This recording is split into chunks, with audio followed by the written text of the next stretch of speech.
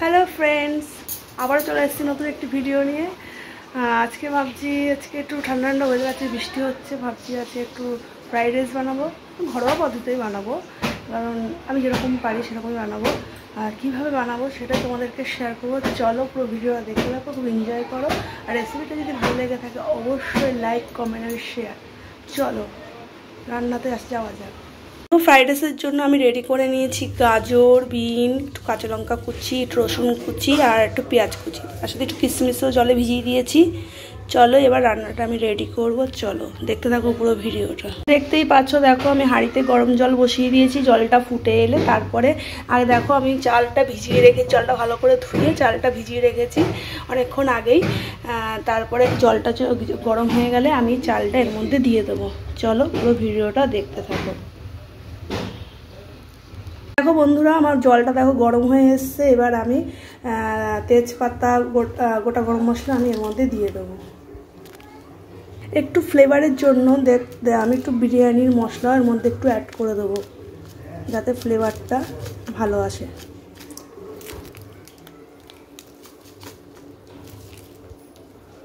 দেখো এগুলোকে একটু ভালো করে আমি মিক্স করে দেবো। তারপরে দেখো এটা একটু ঢেকে দেবো, ঢেকে দেবো। এরা ফুটে আসলেই চালটা দেখো, এই যে আমি ভিজিয়ে রেখেছি চালটা এবার এর মধ্যে দিয়ে দেবো। দেখো বন্ধুরা, জলটা ফুটে এসছে, এর মধ্যে আমি এবার চালগুলো দিয়ে দেবো।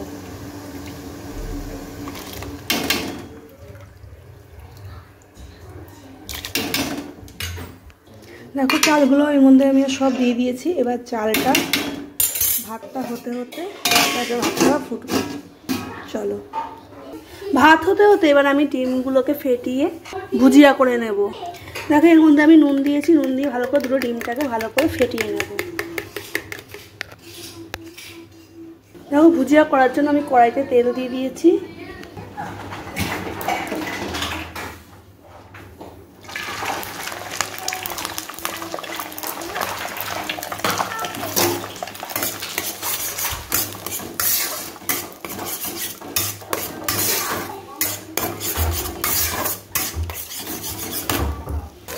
দেখো আমার ভুজিয়াটা কমপ্লিট। এবার এক এক করে আমি সব ছেড়ে নেবো। ভাতটা এখানে হচ্ছে, দেখো এই এক এক করে আমি এই ভুজিয়াটা কমপ্লিট করে নেবো। সব ভাজাগুলো আমি রেডি করে নেবো। এবার দেখো বন্ধুরা, কড়াইতে আমি সাদা তেল দিয়ে দিয়েছি।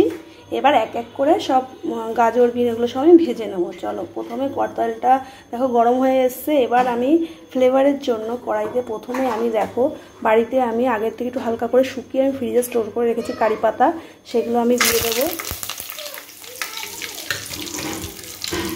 তাহলে একটু কি হয়, ফ্রাইড রাইসের যে ফ্লেভারটা একটু ভালো পাওয়া যায়। ওই জন্য আমি দেখো কারি পাতা একটু তেলের মধ্যে একটু নেড়ে নেবো। তারপরে এক এক করে এর মধ্যে আমি যেগুলো আমি কুচিয়ে রেখেছি এগুলো এক এক করে আমি ছেড়ে দেবো। দেখো প্রথমে একটু আমি এর মধ্যে রসুন কুচি দিয়ে দিলাম। রসুনটাকে যে আমি আগেই কুচিয়ে রেখেছিলাম সেটাকে দিয়ে একটু নেড়ে নেবো। আমি এইভাবেই ফ্রাইড রাইস বানাই। তোমরা কে কীভাবে বানাও অবশ্যই তোমরা কমেন্ট করে জানাবে।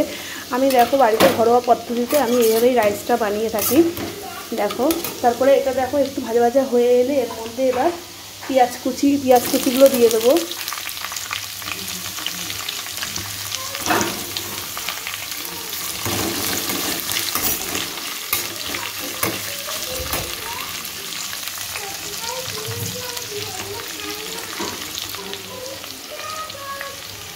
পেঁয়াজটাকে নরম করার জন্য একটু নুন দিয়ে দেবো এর মধ্যে, সামান্য পরিমাণ নুন দিয়ে ভালো করে এটাকে নেড়ে দেবো।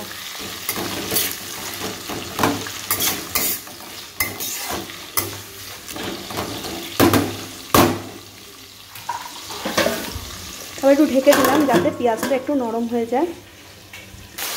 দেখো পেঁয়াজটা আমি একটু ভালো করে নরম করে একটু ভাজা ভাজা করে নেব। তারপর এর মধ্যে এক এক করে বিন গাজরগুলো আমি দিয়ে দেবো। দেখো পেঁয়াজটা ভাজা ভাজা হয়ে এসছে। যেহেতু ভাতের মধ্যে আমি আগেই গোটা গরম মশলা একটু বিরিয়ানি মশলা দিয়ে দিয়েছিলাম বলে এর মধ্যে আর ফোড়নে তেলে আর দিলাম না। আর একটু অতিরিক্ত হয়ে গেলে আবার একটু গরম মশলা গন্ধ বেরোবে, এই জন্য আর ওর মধ্যে আর দিইনি। দেখো এটা ভাজা ভাজা হয়ে এসছে, পেঁয়াজটা নরম নরম ভাজা ভাজা হয়ে আসে। তারপরে আমি এই যে গাজর, বিন, এই যে কাঁচা লঙ্কা কুচি রেখেছি সেগুলো এর মধ্যে আমি দিয়ে দেবো।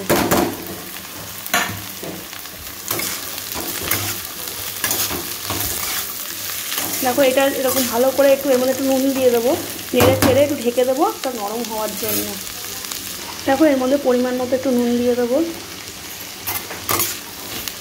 পরিমাণ মতো নুন দিয়ে ভালো করে একটু নেড়ে নেব। নেড়ে নিয়ে এবার এটাকে আমি ঢেকে দেবো। নরম হতে এটা একটু নরম হবে, তাই জন্য একটু ঢেকে দিলাম। এখানে দেখো ভাতটা মোটামুটি হয়ে এসেছে।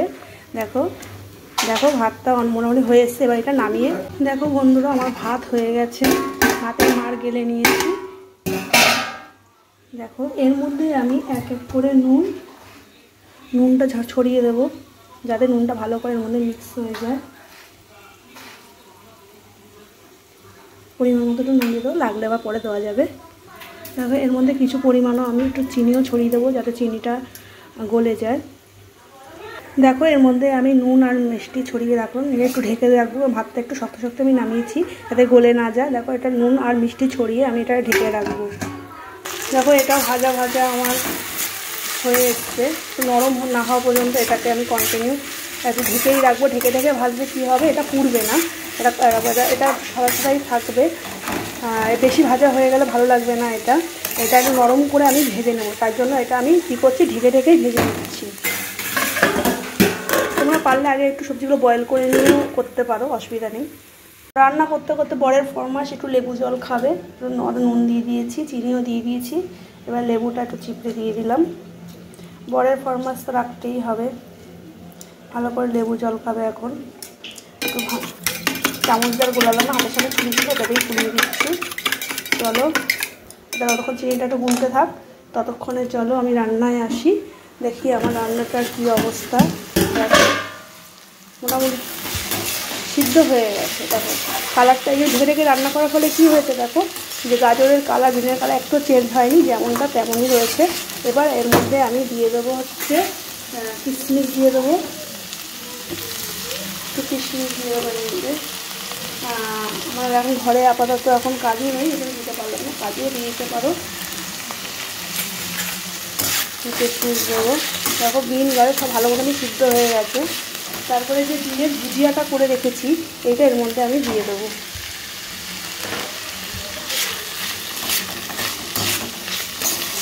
দেখো আমার রেডি, আমার এই সবজিটা রেডি হয়ে গেছে। এবার আমি যে রাইসটা দেখো এই যে করে রেখেছি সেটার মধ্যে এটা এবার মিক্স করে দেবো। চলো দেখো বন্ধুরা এখন আমি এটা হয়ে গেছে, এবার এটা মিক্সিং করার পালা। এটা নিয়ে এবার এটা মিক্সিং করে দেবো।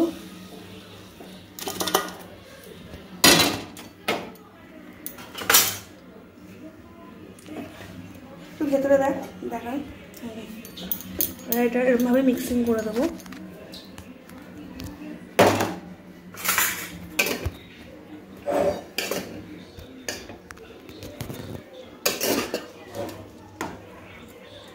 ফোনটা আমার মেয়ের ধরে আছে, ওই জন্য খুব অসুবিধা হচ্ছে, হাইটেও পাচ্ছে না, তবু ভালোই ধরেছে। ব্যাপারটা মিক্সিং হয়ে গেল, আমার রেডি ফ্রাইড রাইস। শুধু তো আর ফ্রাইড রাইস খাওয়া যায় না, এর জন্য আমি একটা তরকারি বানিয়ে নেব। চলো সেটাও তোমাদেরকে আমি একটু শেয়ার করব।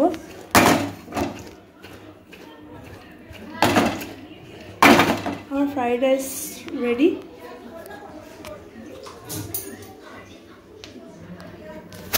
ফ্রাইড রাইসটা রেডি আমার। এরপরে শুধু তো খাওয়া যায় না, এই জন্য আমি একটু সোয়াবিন কষা কষা করে নেবো, যাতে ফ্রাইড রাইসের সাথে খেতে ভালো লাগে। আমার ফ্রাইড রাইস রেডি, কেমন হয়েছে অবশ্যই তোমরা কমেন্ট করে জানাবে। এখন আমি কড়াই আবার একটু গরম বসিয়ে দেবো, তেল দিয়ে আবার সোয়াবিনটা রেডি করবো। চলো তোমাদেরকে শেয়ার করি। দেখো কড়াইয়ের তেল গরম হয়ে গেছে, আমি আলুগুলো একটু আগে ভেজে নেবো।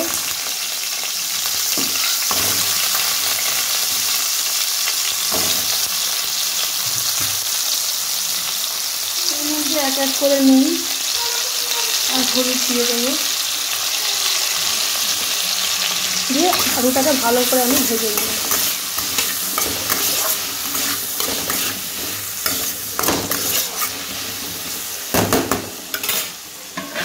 মশলাটা আমি একটু রেডি করে নিই। একটু করে একটু হলুদ দিয়ে দিলাম, একটু লঙ্কার গুঁড়ো, ঝাল যেমন খাবে সেমন অনুযায়ী একটু পুরোর মতো লঙ্কার গুঁড়ো দিয়ে দিলাম। তারপরে একটু ধনের গুঁড়ো, দিয়ে দিলাম আর একটু জিরে দিয়ে আমি মশলাটা রেডি করে দিলাম। প্রথমে আমি আগে আদা রসুনের পেস্টটা দিয়ে দিয়েছি। দেখো আমার মশলাটা রেডি। দেখো আলুটা ভাজা হচ্ছে এখন, আর সোয়াবিনটা একটু সিদ্ধ বসিয়ে দিয়েছি, একটু সিদ্ধ না করলে ভালো লাগবে না। তারপরে সোয়াবিনটাও আমি একটু তেলে ভেজে নেব। দেখো আলুটাও ভাজা হয়ে এসছে। দেখো সোয়াবিনটাও সিদ্ধ হয়ে গেছে, তার সাথে দেখো আলুটাও ভাজা হয়ে গেছে। এবার আমি সোয়াবিনটাকে ভালো করে চিপে নিয়ে মানে আবার তেলে এটা নাড়বো। চলো দেখতে থাকো পুরো ভিডিওটা। দেখো সোয়াবিনটা একটু আমি ভেজে নেবো। একটু নুন দিয়ে দিলাম, একটু হলুদ দিয়ে দিলাম, দিয়ে ভালো করে নেড়ে ভেজে নেব। তো ভাজলে কী হয়, সোয়াবিনের যে জলসা ভাব থাকে ওটা কেটে যায়। ভালো করে একটু ভেজে নেব। দেখো সোয়াবিন ভাজা হয়ে গেছে। এবার আমি তুলে তেল দিয়ে এবার মশলাটা কষাবো। দেখো সোয়াবিন ভাজা কমপ্লিট। এবার চলো কড়াইতে একটু তেল দিয়ে দিই। একটু বেশি পরিমাণেই তেল দেবো, নাহলে টেস্ট হবে না। আমি সোয়াবিনটা নর্মালভাবেই করব, কোনো বেশি কিছু মশলা ইউজ করব না। দেখো তেলটা গরম হচ্ছে। এর মধ্যে আমি এবার একটু গোটা জিরে দিয়ে দেবো। এবার যে কেটে রেখেছি পেঁয়াজগুলো, এবার পেঁয়াজগুলো একটু ভাজা করে নেব।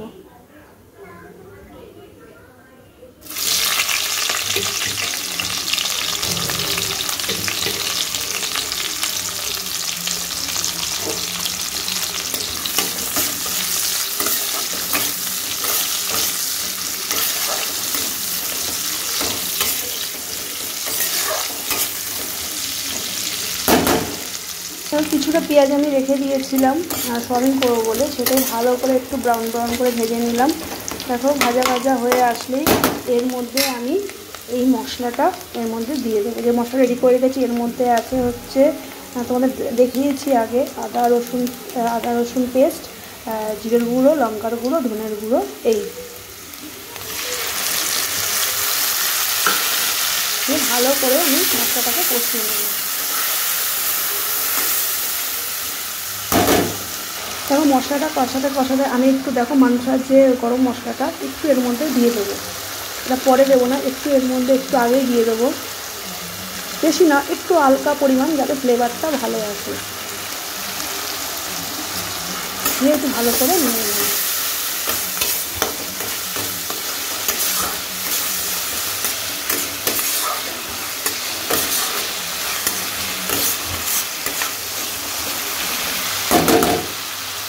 দেখো মশলাটা তেল ছেড়ে একটু এর মধ্যে একটু চিনি অ্যাড করে দেবো টেস্টের জন্য, দিয়ে একটু ভালো করে নেড়ে নেব।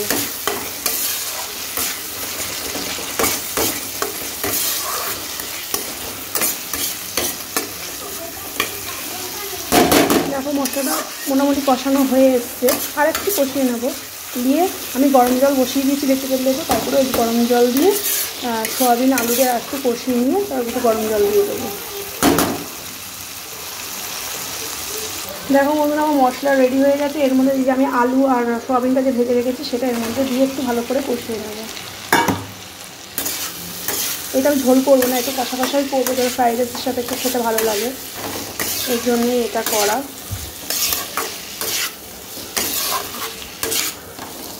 এটা ভালো করে একটু কষিয়ে নিয়ে এটা একটু আঁচটা বাড়িয়ে দেবো গ্যাসে। ভালো করে নেড়ে চেড়ে এর মধ্যে একটু গরম জল দিয়ে দেবো। দেখো বন্ধুরা আমার সোয়াবিন কষানো হয়ে গেছে। এর মধ্যে এবার একটু গরম জল দিয়ে দেবো। বেশি দেবো না, পরিমাণ মতো দেবো। এটা তো শুকনো আমি রান্না করবো। দেখো বন্ধুরা এখন এটা ফুটবে, ঢেকে দেবো। এখন আমি একটু ঢেকে দিয়ে এটাকে পুরো শুকিয়ে নেব। চলো পুরো ভিডিওটা দেখতে থাকো। এখন এটা আমি ঢেকে দেবো যাতে আলুটা ভালো করে সিদ্ধ হয়ে যায়। বন্ধুরা আমার রেডি হয়ে গেছে ফ্রাইড রাইস আর সোয়াবিন। চলো এবার একটু সার্ভ করে নেব, করে তোমাদের সাথে একটু শেয়ার করবো। চলো দেখো বন্ধুরা, আমি সার্ভ করে নিয়েছি। তোমাদের কেমন লেগেছে অবশ্যই তোমরা কমেন্টের মাধ্যমে জানাবে। ভিডিওটা কেমন লাগলো অবশ্যই কমেন্ট করে জানিও, লাইক করে দিও। আমার চ্যানেলে নতুন হলে প্লিজ আমার চ্যানেলটা সাবস্ক্রাইব করে আমার পাশে থেকো। আবার নতুন নতুন ভিডিও পাওয়ার জন্য অবশ্যই বেল আইকনটা অন করে রাখবে, যাতে পরের ভিডিওটা তোমরা সবার আগে পেয়ে যাও। চলো আজকের ভিডিওটা এইটুখানি, আর তোমাদের সাথে আবার নেক্সট ভিডিওতে দেখা হবে। চলো আজকের জন্য টাটা, বাই বাই।